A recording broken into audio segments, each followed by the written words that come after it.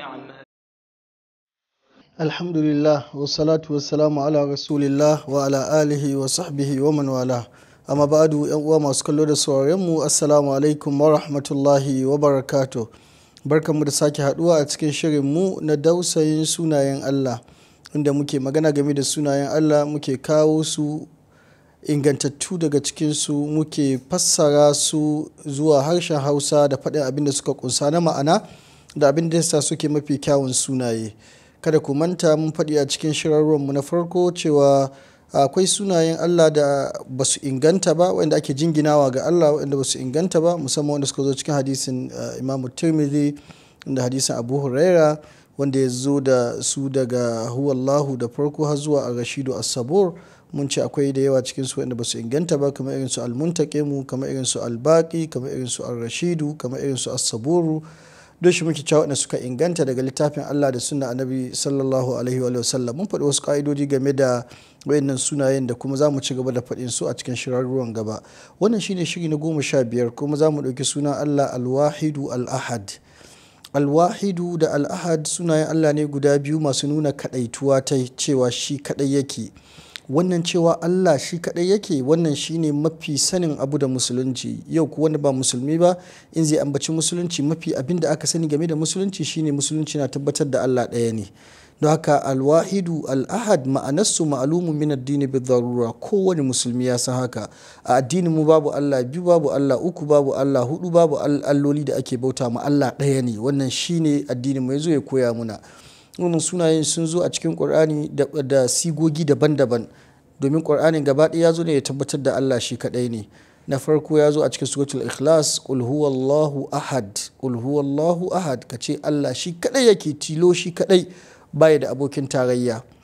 Don shi sai surar ta rufe da walam yakul lahu kufuwan ahad, Allah baya da wani tamka wanda aka hada su tare da shi, domin ka ƙara fahimtar me ake da qul huwallahu ahad. Haka Allah yana cewa wa ilahukum ilahun wahidun la ilaha illa huwa rahmanur rahim. Lalle abin bautakku abin bauta ne ɗaya, babu abin da ya cincinta a bauta mu tare da shi, shine mai rahama, shine mai jinƙai. Don haka sanannen abu ne a addinin musulunci cewa Allah ɗaya ne. Wayanda ke cewa Allah ba ɗaya ba ne, Allah sai ya bi su ɗaya bayan ɗaya ne musu raddi, yana tabbatar da ɗaya ne. Akwai masu cewa Allah biyu ne, Furs suna cewa akwai ilahun nur, ilahun zalam, akwai ubangijin duhu, akwai ubangijin haske. Allah ya musu raddi ya ce wa qala Allahu la tattakhidhu ilahayn ithnayn innama huwa ilahun wahidun. Allah ya ce kakku riƙi abin bauta guda biyu, ilahayn ithnayn. Allah ya ce kada ku riƙi abin bauta guda biyu, innama huwa ilahun wahidun. Shi abin bauta ne kadai, shi kadai. Kaga Allah ya mayan musu. Akwai masu cewa Allah uku ne, abin bauta uku ne, su ne Nasara. Sai Allah ya ce laqad kafara alladhina qalu inna Allaha thalithu thalatha wama min ilahin illa ilahun wahidun wa illam yantahu amma yaquluna la yamassanna alladhina kafaru minhum adhabun alim afala yatubuna ila Allahi wa yastaghfiruna.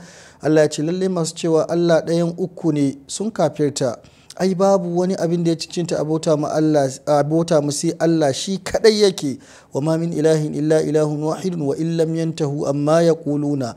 Idan ba su hanu ba ga abin da suke faɗi, ba su hannu ba daga zancin da suke na cewa Allah uku ne, la yamassanna alladhina kafaru minhum adhabun alim, lalle azaba mai raɗaɗi za ta shafe su. Da yake Allah mai rahama ne, Allah ba sun yake a tabbata akan haka ba, a tuba yake so. Sai ce afala yatubuna ila Allahi wa yastaghfiruna, me yasa ba za su tuba zuwa ga Allah ba su nemi gafara tai.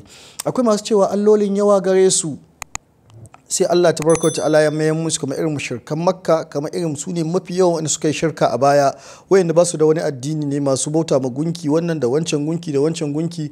Sai Allah ya kaito muna annabi Yusuf cikin suratu Yusuf, yana ce musu a arbabun mutafarriquna khayrun am Allahu al-wahidul qahhar.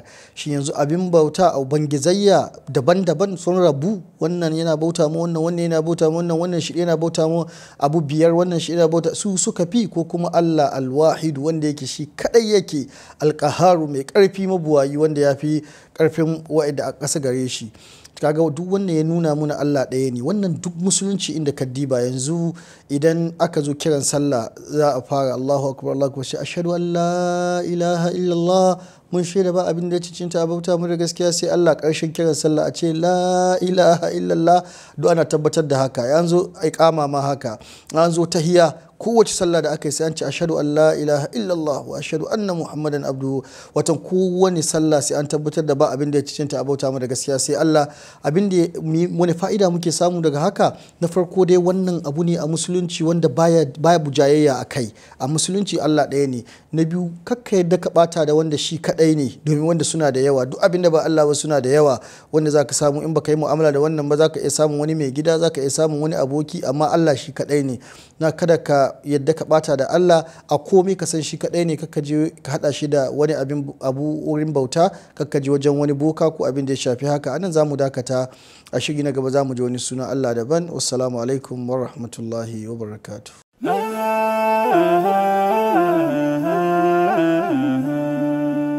Haske mai leƙa gidan kowa Afirka TV. KTV3 tafarkin rayuwa.